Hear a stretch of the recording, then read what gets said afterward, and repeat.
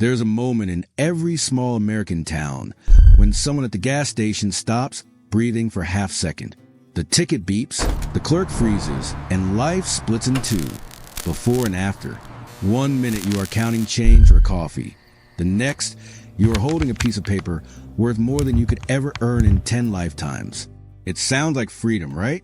But for many who have lived through it, that ticket was not a door to paradise. It was a doorway to chaos. Across America, people chase that one in hundreds of millions chance. They call it hope, faith, luck, whatever helps them sleep after spending their last $5 on numbers they believe are destined. Every gas station, every grocery store, every billboard reminds them that maybe, just maybe, they could be next. That is what keeps the dream alive. But behind the smiling faces and oversized checks, there's another story, one the commercials never show. Winning the lottery is not just about money. It is about identity. It is about what happens when ordinary people are thrown into a world that was never built for them. Some handle it with grace, some lose themselves in it, and some never come back from the high. Psychologists call it sudden wealth syndrome, a fancy name for the emotional whiplash of going from broke to billionaire overnight. Sudden wealth syndrome is a very real phenomenon. It's the anxiety and identity loss that can occur when someone comes into a large sum of money unexpectedly. The truth is, most people are not built for that kind of power. And when it arrives too fast, it destroys faster. In a country where money often equals happiness, the lottery has become the modern American fairy tale. You can be a truck driver, a teacher, a nurse, or a cashier, and in one spin of luck, leap over the walls that keep most people stuck. But for some, that leap ends with a hard fall. Over the years, hundreds of winners across the United States have watched their lives spiral after the cameras stopped flashing. Families torn apart, friendships broken, bank accounts drained faster than they were filled. The dream that once glittered like gold starts to look more like a curse.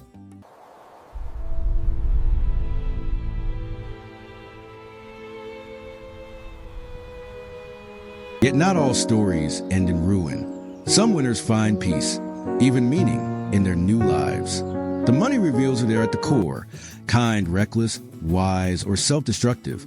That is what makes this story worth telling. It is not about luck. It is about human nature. Let us start in the quiet heart of America, where open fields stretch farther than the eye can see. Nebraska, a small town where folks know every face at the diner, and Friday night football still feels like the center of the universe. Here lived a man named David Herrig, a mechanic who never missed a shift, and his wife Erica, a nurse who worked nights to make sure the lights stayed on. For nearly 2 decades, they lived paycheck to paycheck. The kind of life where you count every grocery bill and pray the car makes it through winter. They were not rich, but they had love, a few old trucks, and a dream, one that felt impossible until the morning it came true. That morning, David walked into the same gas station where he had bought his coffee for years.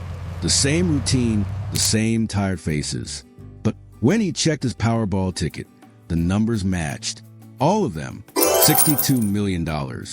In a matter of seconds, he went from scraping by to becoming one of the richest men in Nebraska. Most people would lose their minds in that moment. Some cry, some faint, some disappear. David? He finished his coffee, walked over to his friends, and said in his quiet drawl, "I hit that son of a gun." And that was it. His friends laughed, thought he was joking, until they realized he was dead serious. What happened next would turn David and Erica's world upside down and test whether money truly changes people or simply shows who they have been all along. David Herrig was the kind of man who never missed a day of work. He woke up before sunrise, fixed engines, came home covered in grease, and still managed to make it to his kids' school games. His wife, Erica, was a nurse who juggled late-night shifts and family dinners like a pro. Together, they embodied the heart of small-town America, hardworking, loyal, and proud of what little they had. Before the win, their lives were simple.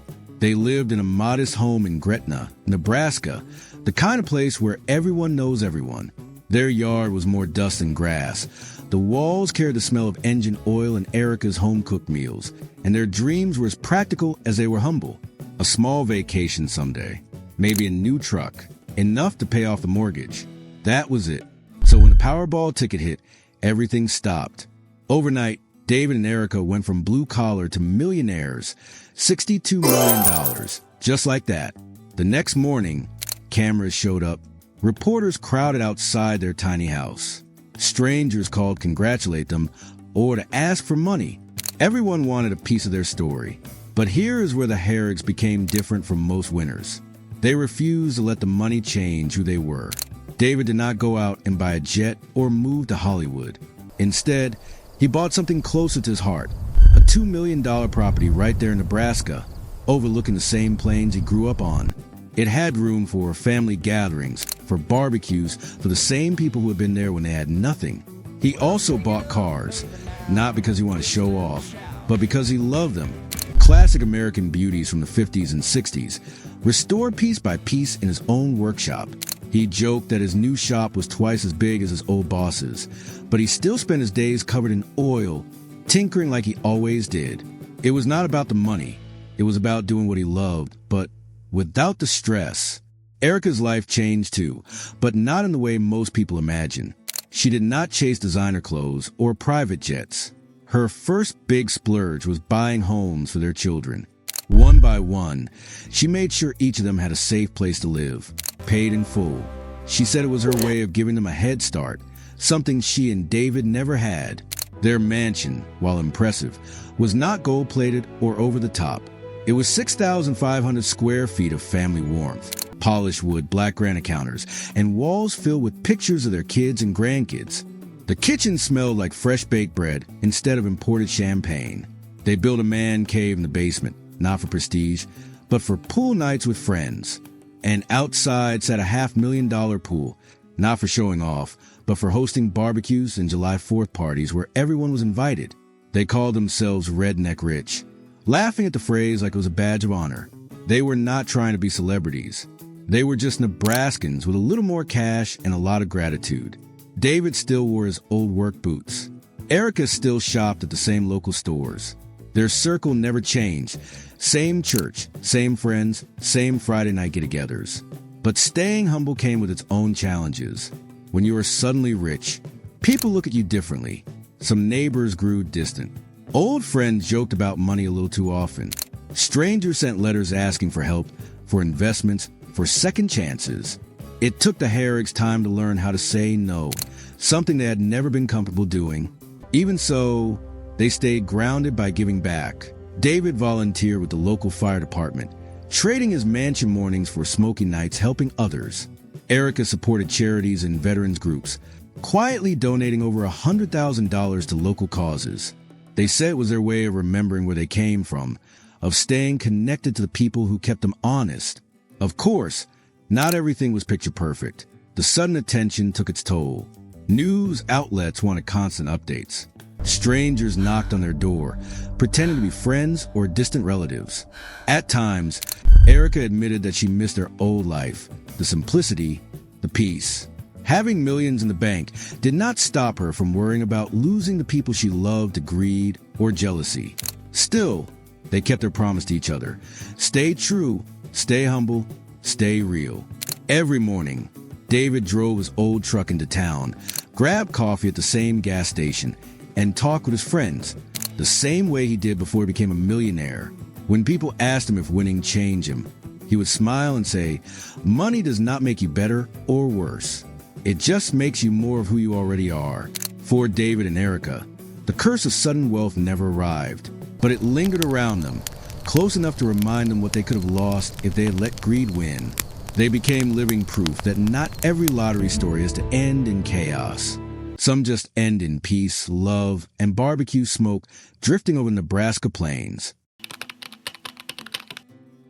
Jack Strassing used to be a nurse in Buffalo, New York. He worked long hours in hospital corridors that smelled of disinfectant and exhaustion, the kind of places where small victories, saving a patient's life, helping someone walk again, were enough to get through the day. He was not rich, but he was respected. He had a few close friends, a small apartment, and a quiet hope that one day life would get a little easier. Then one morning, that quiet life vanished. Jack and his family held a winning ticket for cash for life, $1,000 a day for as long as they lived. It sounded like something out of a movie. In one instant, the routine nurse became a man with permanent freedom. He could quit his job, sleep in, travel, buy whatever he wanted. There was no risk of running out, no need to save. The money would keep coming until the day he died. The first few weeks were pure chaos. The phone never stopped ringing. Relatives, classmates, co-workers he had not spoken to in years. Everyone suddenly remembered Jack. They called to congratulate him, and then came the subtle questions. What are you going to do with it? Could you help me out? Hey, maybe you could invest in my business. The pressure came from all sides, and in typical Jack fashion, he laughed it off. He said yes too often. Freedom hit like a tidal wave. He quit nursing, packed away his scrubs, and swore he would never set foot in a hospital again. Instead, he bought a spacious suburban home with a wide backyard and a pool that glimmered like bottled sunshine. It was not the most expensive mansion in New York, but it was big enough to host a life he had always imagined. At first, Jack's days were blissful. He played golf every morning with his brother and father, spent afternoons at the bar with friends, and partied by the pool when the weather was warm. The neighbors called him the guy who made it. Jack loved the attention. He loved being the host, the man who could buy round for everyone, the friend who never had to look at the price tag. His friend would joke, "Jack, you're living the dream." And he was, at least on the surface. But after a while, the laughter started to sound a little hollow. The same pool parties, the same stories, the same hangovers. Without the pressure of work or purpose, the days blurred together. Every morning started with golf. Every afternoon with drinks. Every evening with music and company that faded when the lights went out. Money had taken away his worries, but it also took away his rhythm. There was no reason to wake up early. No goals left to chase. The freedom that once felt exhilarating began to feel heavy. Jack's parents noticed it first. His father, Jack Sr., would visit and shake his head at the mess. The empty bottles, the cluttered kitchen, the smell of chlorine from a pool. His mother told him he should get a job. Just something to keep your mind busy. Jack would laugh, wave her off, and pour another drink. He was not reckless in the sense of losing everything. His income was steady, but his world became smaller. He spent less time with old friends who still worked, and more time surrounded by strangers who loved the lifestyle he paid for. Most of them called him when the pool was open and disappeared when it rained. The house that once felt full of laughter began to echo with silence. Jack filled that silence with motion. More parties, more golf, more shopping. He bought a new SUV for $50,000 just because he liked the color. He called it therapy. He was living proof that you could drown in comfort, and he knew it in his quieter moments. When the crowd left and the music stopped, he would look around his big empty house and think, this is supposed to feel better than it does. His parents, who shared a portion of the winnings, lived just a few minutes away. Their home was tidy, peaceful, grounded. They spent their days gardening, walking their dog, and hosting family dinners. To them, the lottery was a blessing that bought security, not indulgence. They told reporters they still used the same dishwasher they had for 20 years, even though they could afford 10 more. When they looked at their son, they saw what easy money could do to a restless soul. Jack was not a bad man, just a man who got lost when all the rules disappeared. He once told a friend, when you never have to say no, you forget how to say yes to the right things. That was his quiet confession, one that summed up what sudden wealth can do. It does not destroy you with debt or drama. It numbs you. It takes away struggle and with it, meaning. These days, Jack still plays golf. He still hosts parties. But there's a sense that he knows the difference between happiness and distraction. He learned the hard way that money can fill your hands and still leave your heart empty. His laughter still echoes around that pool, but sometimes, if you listen closely, you can hear something softer underneath it. Loneliness, maybe, or just a faint sound of someone who finally realized a party cannot last forever. Daniel was 23 when luck struck him like lightning. He lived in Ontario, Canada, a quiet mechanic with grease-stained hands, big dreams, and barely enough to make rent. He worked long hours fixing other people's cars, came home to cheap takeout, and wondered if life would ever be more than just surviving. Like millions of others, he bought lottery tickets out of habit, not hope. The odds were impossible, but it was his one small rebellion against the grind. One day, everything changed. The ticket he held was worth $5 million. For a few moments, Daniel's body froze. The world around him blurred. He checked the numbers again and again, afraid to breathe, afraid to wake up. $5 million. His life, as he knew it, was over. At first, the news felt like a miracle. The local papers ran his photo, young, scruffy, wearing a shy grin and holding the oversized check like it was a trophy. Strangers congratulated him in grocery stores. His phone buzzed nonstop, and everyone he knew wanted to celebrate. Overnight, Daniel went from the guy fixing cars to the guy who made it. He started spending fast. He bought a big house with shiny floors, new furniture, and a driveway full of cars. He threw parties for friends who used to split a six-pack with him after work. He bought drinks for strangers, paid off debts for relatives, and gave away cash just to see people smile. To him, generosity felt like freedom. He told his parents he wanted everyone to be happy, and for a while, they believed him. But money changes how people look at you. Within months, the old friends were gone, replaced by hangers-on who laughed at every joke and agreed with every idea. They called him D-Man, told him he was a rock star. He believed them. Every night became a blur of loud music, expensive liquor, and new faces. Sleep stopped mattering. He was chasing a feeling that could never last. Then came the business ideas. People showed up with surefire investments, and Daniel said yes without thinking. A bar, a car wash, a record label. One by one, they failed. The same friends who had promised to help disappeared, leaving him to foot the bill. His father tried to warn him, but Daniel was too far gone. The money made him feel invincible, untouchable. When things started to crumble, he turned to the one thing that made him feel alive again: drugs. At first, it was harmless fun, a little escape. Then it became daily. Then it became the only thing that mattered. He stopped calling home, stopped answering texts, stopped caring. Within 2 years, more than $2 million were gone. The rest disappeared into failed ventures and habits he could not control. The young man who once smiled in front of reporters was now hiding from the world, ashamed, broke, and addicted. His family watched helplessly. His sister Naomi said it was like watching someone drown in slow motion. You can see it happening, but you cannot pull them out. His father Jed tried everything: therapy, intervention, prayer, but nothing worked. The money had isolated Daniel from reality. Every attempt to help was met with anger or denial. He would disappear for days, weeks, sometimes months. Then came the inevitable collapse. Daniel was arrested for dealing drugs, his way of funding the addiction that his fortune had built. When the police took him in, the only thing left of the $5 million was a broken car and a few thousand in debt. His mugshot made the rounds in the same newspapers that once called him lucky. Ironically, prison saved his life. Behind those walls, without access to drugs, Daniel had to face the wreckage of his choices. He told counselors that for the first time in years, he could think clearly. He got clean, found faith, and began working again, this time as a mechanic in the prison garage. He said fixing engines gave him something the money never did: peace. When he finally got out, he returned to his parents' modest home. The big house was long gone. The cars were gone. The friends were gone. But the people who truly loved him, the ones who had been there before the cameras, were still waiting. He moved into a small room, started fixing cars again, and rebuilt his life piece by piece. In interviews years later, Daniel said winning the lottery was both the best and worst thing that ever happened to him. It gave him everything he thought he wanted, then took away everything he truly needed. He no longer plays the lottery. Once was enough, he said quietly. His story became a warning in Canada, a reminder that the dream everyone chases can become a nightmare when you are not ready for it.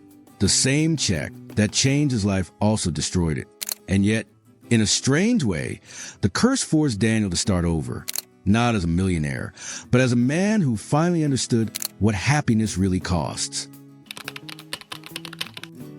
Timothy Schultz was 21 when he sold himself the winning ticket. He worked behind the counter at a small gas station in Iowa, a quiet job with steady hours and not much excitement.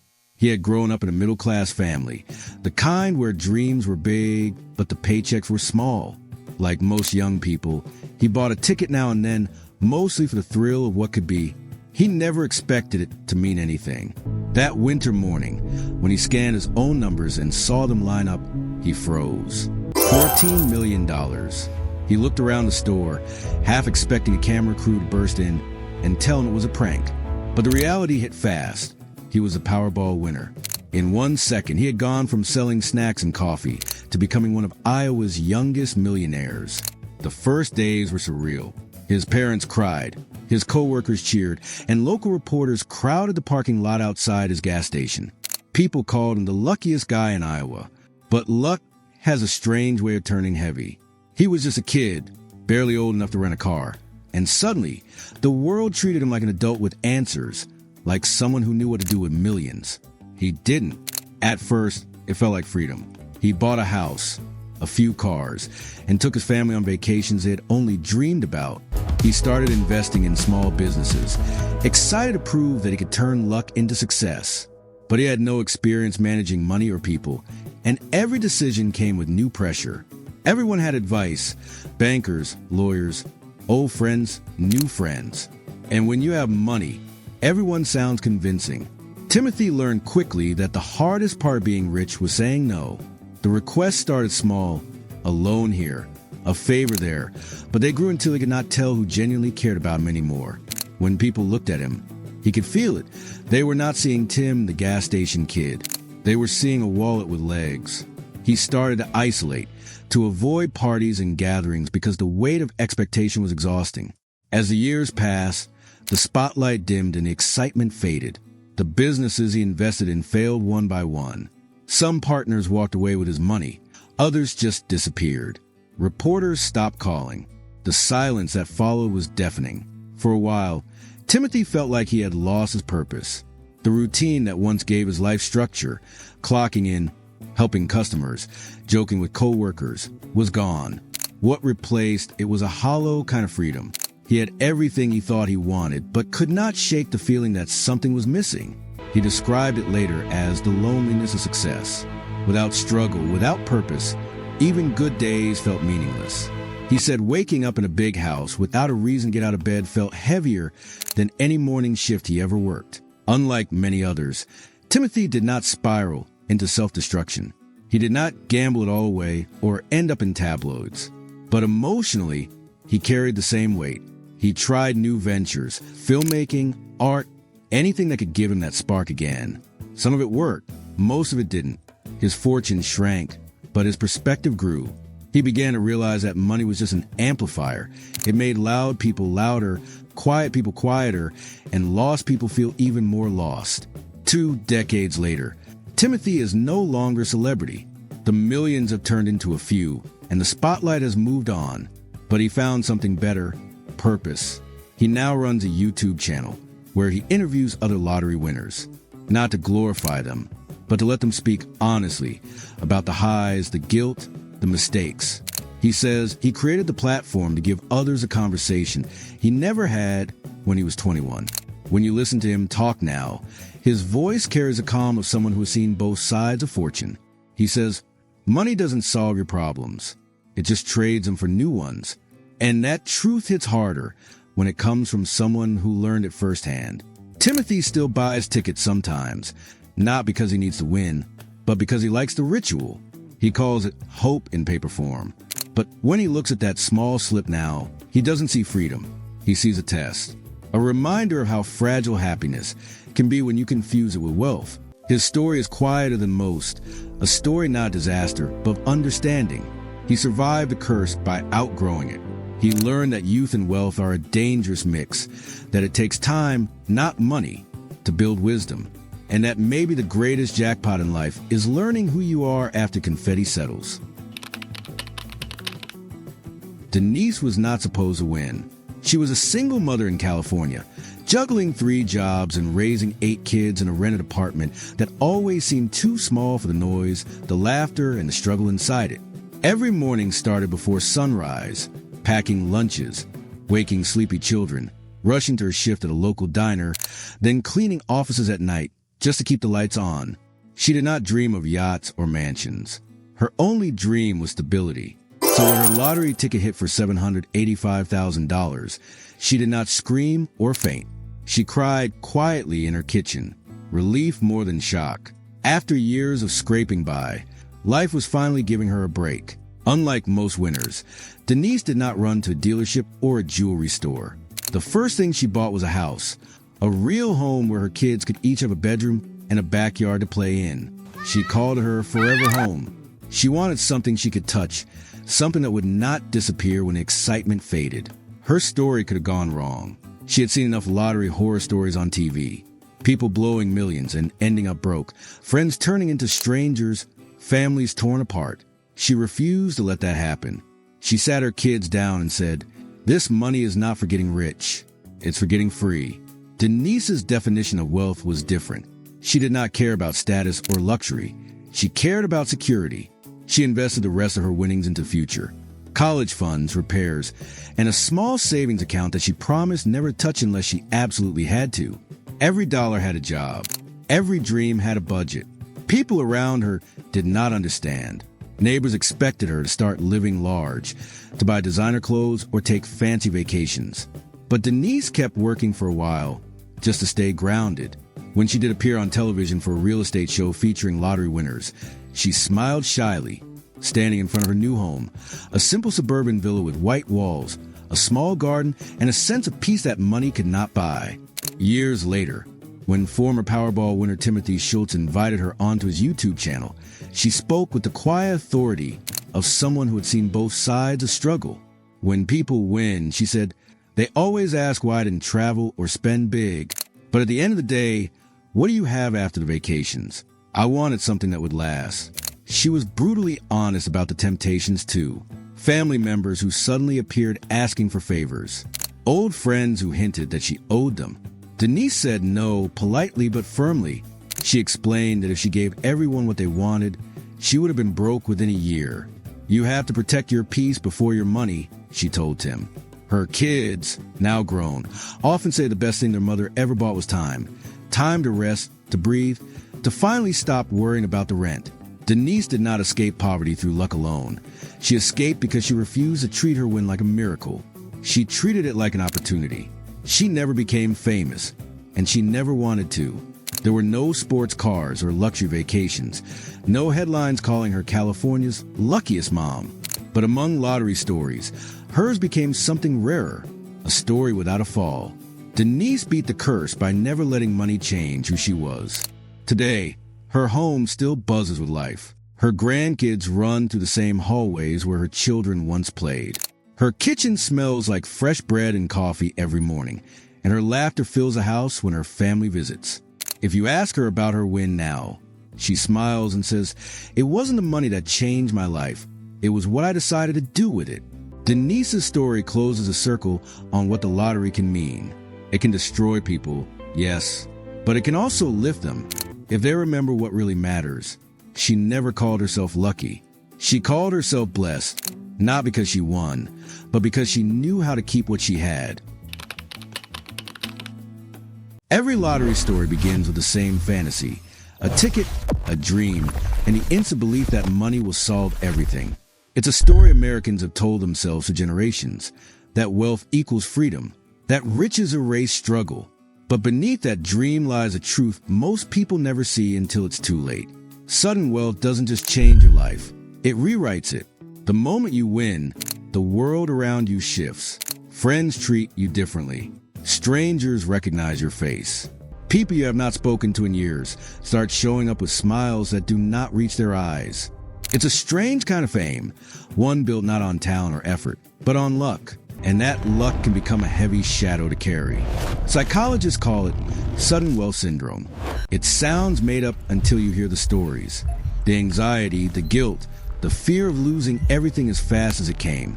Winners often talk about how small their world becomes after the checks clear.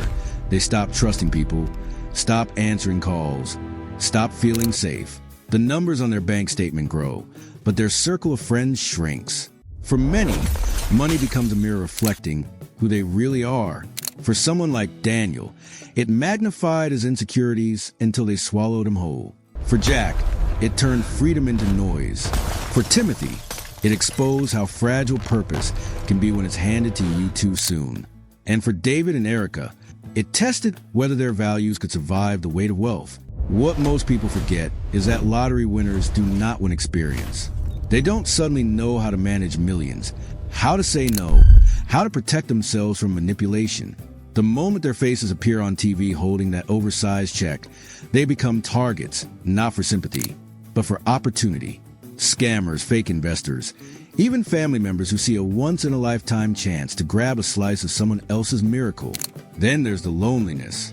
Imagine having everything you thought you wanted, yet realizing you have no one to share it with. Some winners talk about how isolating it feels when every friendship becomes a transaction. Every "how are you" starts sounding like, "What can you give me?" It's not the kind of pain you can show off on social media, but it's real, and it eats away at people from the inside. Sudden wealth also shatters identity. Before the win, people know who they are: a nurse, a mechanic, a teacher, a mother working 3 jobs.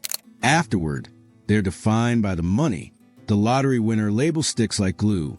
The public wants you to be happy forever, grateful forever, generous forever. But life doesn't work like that. The world keeps spinning, and money can't buy normalcy back. Many past winners say the same thing. The hardest part isn't learning to live rich. It's learning how to live again. They lose the rhythm of struggle, the pride of earning, the community that comes from shared hardship. For some, the absence of purpose becomes unbearable. That's when the curse truly begins. Not because the money itself is evil, but because it removes the structure that once gave life meaning. Even those who manage it wisely, like Denise, admit that money changes everything around you. She said that after winning, she noticed how people started walking differently around her, as if she was someone else entirely. The same jokes didn't land. The same friends didn't feel as close. "You don't realize how much of your identity comes from trying," she once said. When there's nothing left to try for, you have to find something new to believe in.